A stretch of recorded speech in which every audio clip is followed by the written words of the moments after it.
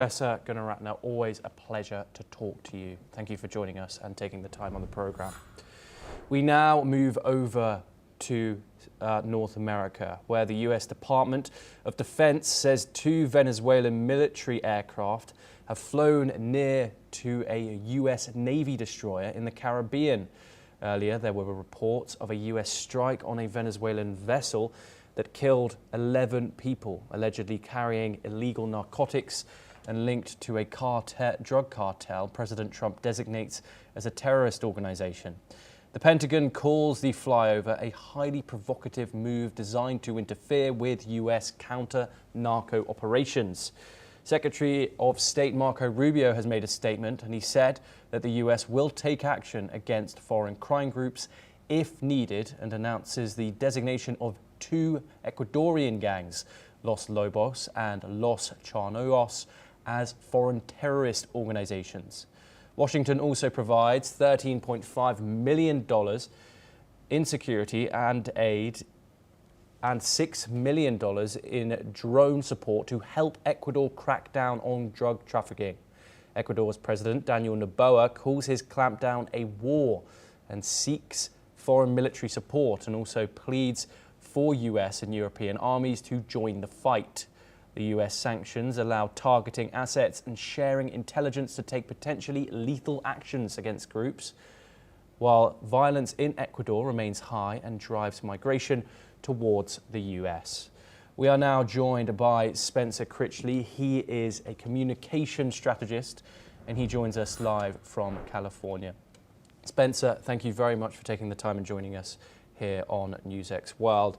I just first of all want to ask you, what are your thoughts on this new crackdown on mainly Central American and South American gangs, and also the Trump administration's decision to label such gangs, as we mentioned previously, terrorist organizations? Well, I understand if people have a hard time feeling any sympathy for Tren de Aragua or any of the other vicious drug gangs from that region, but I think it's extremely important to recognize how much grave damage this kind of action does to the United States. There used to be an obvious and important difference between a president of the United States and a corrupt dictator like Nicolas Maduro, the head of Venezuela, and the leader of a criminal gang like the leaders of Tren de Aragua. Donald Trump seems determined to erase that difference. As satisfying as it may feel to watch what's purported to be a drug smuggling boat being blown up, it is entirely lawless. It violates American law, American military law, and the international laws of war.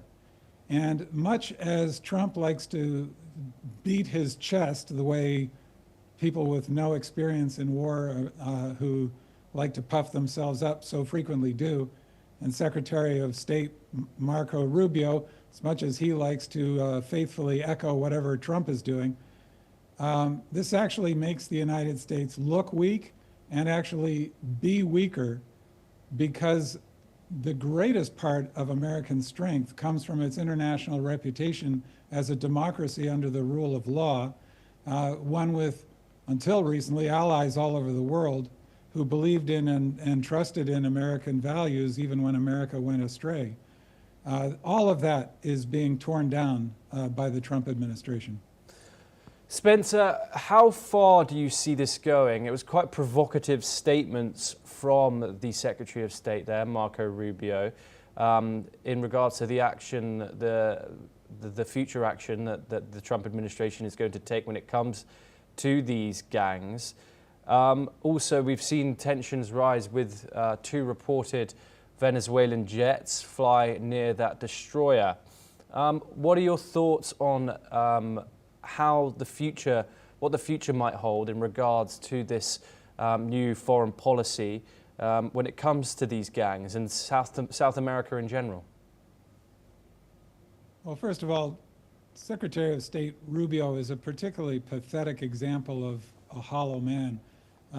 Unlike Trump, who appears not to know better, Rubio actually does. He's not stupid, and he has deep experience in international relations as a senator.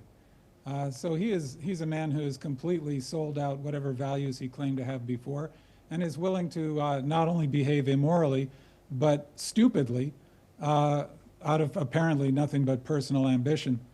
Again, it feels satisfying to just blow things up or to kill people you think are the bad guys, which, by the way, is not actually clear in this instance, because questions have been raised about why 11 people would be crewing a small drug smuggling boat when the space occupied by those 11 people would much more economically be used to carry drugs.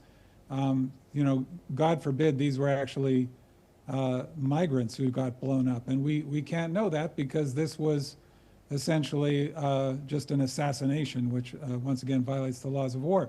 Now, the United States, of course, has the power to do this kind of thing for quite a while.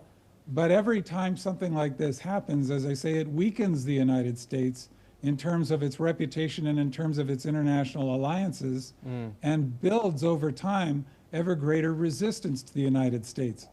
And eventually, if you continue along this line, where you end up is in the position of a Russia or an Iran or a North Korea.